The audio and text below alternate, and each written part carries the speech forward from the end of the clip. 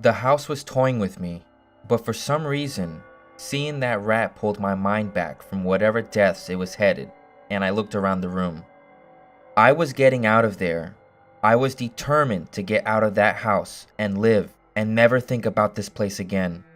I knew this room was hell, and I wasn't ready to take up a residency.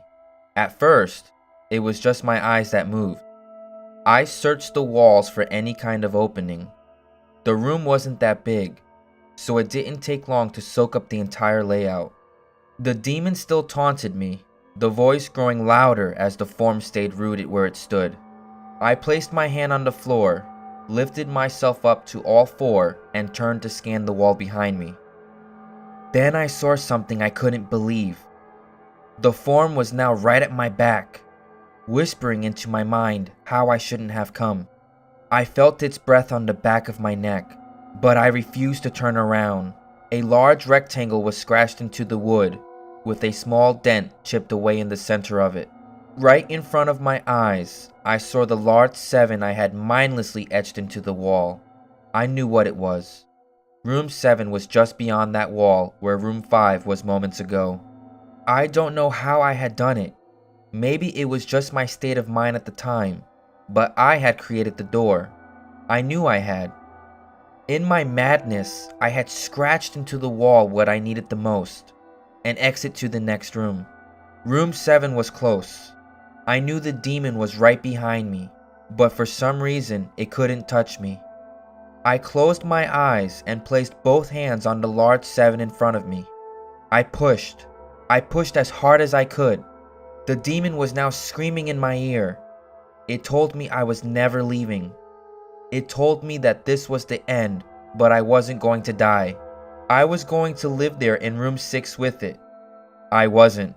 I pushed and screamed at the top of my lungs. I knew I was going to push through the wall eventually.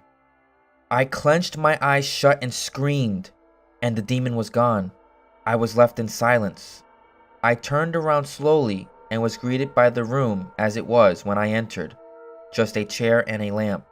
I couldn't believe it, but I didn't have time to wail. I turned back to the 7 and jumped back slightly. What I saw was a door. It wasn't the one I had scratched in, but a regular door with a large 7 on it. My whole body was shaking. It took me a while to turn the knob. I just stood there for a while, staring at the door. I couldn't stay in room 6. I couldn't. But if this was only room 6, I couldn't imagine what 7 had in store. I must have stood there for an hour, just staring at the 7. Finally, with a deep breath, I twisted the knob and opened the door to room 7. I stumbled through the door mentally exhausted and physically weak. The door behind me closed and I realized where I was. I was outside. Not outside like room 5, but actually outside. My eyes stung. I wanted to cry. I fell to my knees and tried, but I couldn't. I was finally out of that hell. I didn't even care about the prize that was promised. I turned and saw that the door I just went through was the entrance. I walked to my car and drove home, thinking of how nice a shower sounded. As I pulled up to my house, I felt uneasy. The joy of leaving No End House had faded and dread was slowly building in my stomach. I shook it off as residual from the house and made my way to the front door.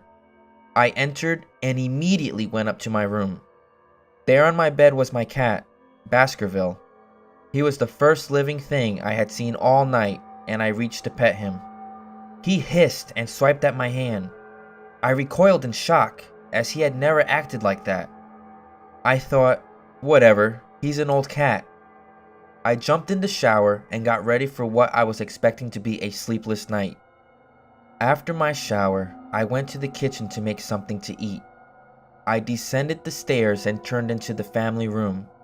What I saw would be forever burned into my mind. My parents were lying on the ground, naked and covered in blood. They were mutilated to near unidentifiable states. Their limbs were removed and placed next to their bodies, and their heads were placed on their chests facing me. The most unsettling part was their expressions. They were smiling, as though they were happy to see me. I vomited and sobbed there in the family room. I don't know what had happened. They didn't even live with me at the time. I was a mess. Then I saw it. A door that was never there before. A door with a large 8 scrawled on it in blood. I was still in the house. I was standing in my family room, but I was in room 7. The faces of my parents smiled wider as I realized this. They weren't my parents. They couldn't be. But they looked exactly like them. The door marked 8 was across the room, behind the mutilated bodies in front of me. I knew I had to move on, but at that moment, I gave up. The smiling faces tore into my mind. They grounded me where I stood. I vomited again and nearly collapsed. Then the hum returned. It was louder than ever, and it filled the house and shook the walls. The hum compelled me to walk. I began to walk slowly, making my way closer to the door and the bodies. I could barely stand, let alone walk, and the closer I got to my parents, the closer I came to suicide. The walls were now shaking so hard it seemed as though they were going to crumble. But still, the faces smiled at me. As I inched closer, their eyes followed me. I was now between the 2 bodies, a few feet away from the door. The dismembered hands clawed their way across the carpet towards me, all while the faces continued to stare. New terror washed over me, and I walked faster. I didn't want to hear them speak. I didn't want the voices to match those of my parents. They began to open their mouths, and the hands were inches from my feet. In a dash of desperation, I lunged towards the door, threw it open, and slammed it behind me. Room 8. I was done. After what I had just experienced, I knew there wasn't anything else this fucking house could throw at me that I couldn't live through. There was nothing short of the fires of hell that I wasn't ready for. Unfortunately, I underestimated the abilities of No End House. Unfortunately, things got more disturbing, more terrifying, and more unspeakable in room 8. I still have trouble believing what I saw in room 8. Again, the room was a carbon copy of rooms 3 and 6, but sitting in the unusually empty chair was a man. After a few seconds of disbelief, my mind finally accepted the fact that the man sitting in the chair was me, not someone who looked like me. It was David Williams. I walked closer. I had to get a better look even though I was sure of it. He looked up at me, and I noticed tears in his eyes. Please, don't do it. Please don't hurt me. What? I asked. Who are you? I'm not going to hurt you. Yes, you are. He was sobbing now. You're going to hurt me, and I don't want you to. He sat in the chair with his legs up and began rocking back and forth. It was actually pretty pathetic looking, especially since he was me, identical in every way. Listen, who are you? I was now only a few feet from my identical double. It was the weirdest experience yet, standing there talking to myself. I wasn't scared, but I would be soon. You're going to hurt me. You're going to hurt me. If you want to leave, you're going to hurt me. Why are you saying this? Just calm down, alright? And then I saw it. The David sitting down was wearing the same clothes as me, except for a small red patch on his shirt embroidered with the number 9. You're going to hurt me.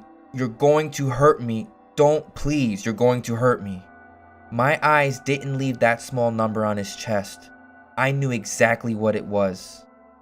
The first few doors were plain and simple, but after a while they got a little more ambiguous. 7 was scratched into the wall, but by my own hands. 8 was marked in blood above the bodies of my parents. But 9? This number was on a person, a living person. Worse still, it was on a person that looked exactly like me. David? I had to ask. Yes, you're going to hurt me. You're going to hurt me. He continued to sob and rock. He answered to David. He was me, right down to the voice. But that 9. I paced around for a few minutes while he sobbed in his chair. The room had no door and, similarly to room 6, the door I came through was gone. For some reason, I assumed that scratching would get me nowhere this time. I studied the walls and floor around the chair, sticking my head underneath and seeing if anything was below. Unfortunately, there was. Below the chair was a knife. Attached was a tag that read, "To David, from management." The feeling in my stomach as I read that tag was something sinister. I wanted to throw up, and the last thing I wanted to do was remove that knife from under that chair. The other David was still sobbing uncontrollably. My mind was spinning into an attic of unanswerable questions. Who put this here, and how did they get my name? Not to mention the fact that as I knelt on the cold wood floor, I also sat in that chair, sobbing in protest of being hurt by myself. It was all too much to process. The house and the management had been playing with me this whole time. My thoughts for some reason turned to Peter and whether or not he got this far.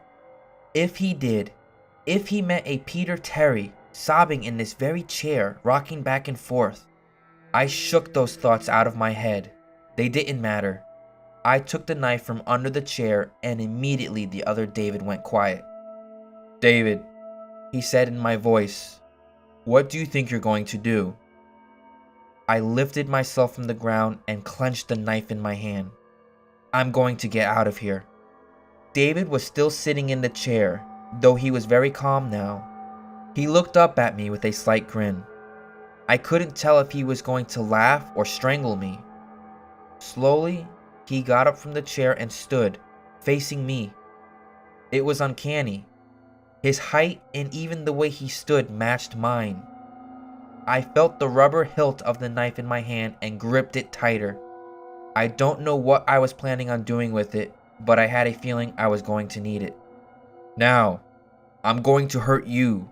I'm going to hurt you and I'm going to keep you here." I didn't respond. I just lunged and tackled him to the ground. I had mounted him and looked down, knife poised and ready. He looked up at me, terrified.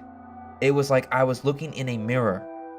Then the hum returned, low and distant, though I still felt it deep in my body. David looked up at me as I looked down at myself. The hum was getting louder and I felt something inside me snap. With one motion, I slammed the knife into the patch on his chest and ripped down.